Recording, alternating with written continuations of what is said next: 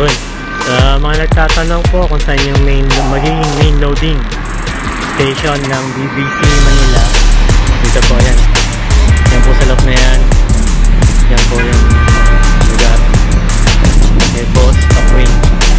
Mindanao Ave. Ayan yung Mindanao Ave. Malapit na sa dulo ng Mindanao Ave. Ayan yung dulo. Paprato na lang. May tagos siya ng Valenzuela o Panubaliches. Pero sa tabing kansada lang siya ng highway.